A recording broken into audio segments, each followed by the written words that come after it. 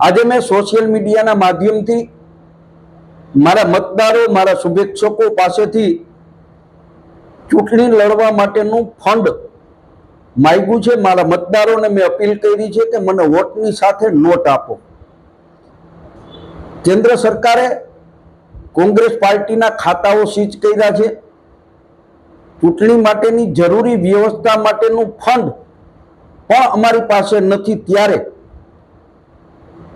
આર્થિક રીતે હું આખા ગુજરાતની અંદર લોકસભા લડતા તમામ ઉમેદવારો કરતા નબળો ઉમેદવાર છું।